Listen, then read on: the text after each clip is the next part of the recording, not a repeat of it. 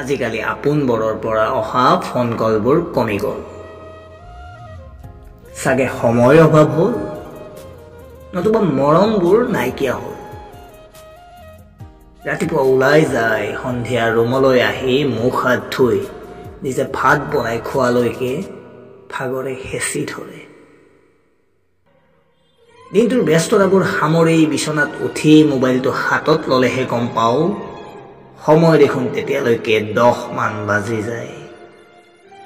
ঘড়ীৰ টিক টিক কৰি থকা শব্দ শুনি টোপনি গৈ ৰাতিপুৱা মোবাইলৰ 6 বজাৰ এলাৰ্মটোত সাৰ পাই আকৌ যাবৰে হ'ল জীৱন হাজাৰজনৰ মাজত থাকিও অকলশৰীয়া আমাৰ এই জীৱন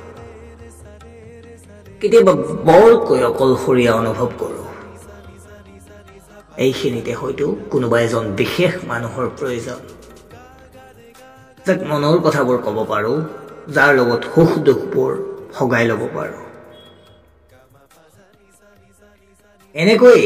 পাৰ হৈ গৈছে সময়বোৰ তাৰ লগত আগুৱাই গৈ আছো আমিবোৰ হয়তো সপোনবোৰে চাই আছে আমাক আৰু কৈ আছে চা আমাৰ ফালে আগবাঢ়ি আহি আছে সিহঁত হয় এয়াই ঘৰৰ পৰা দূৰত থকা ল'ৰা বা চাকৰিয়াল এজনৰ দৈনিক কাৰ্যসূচী কিন্তু নাভাবিব আমাক এটা যন্ত্ৰ বুলি এয়াতো মাথো সময়ৰ দাবী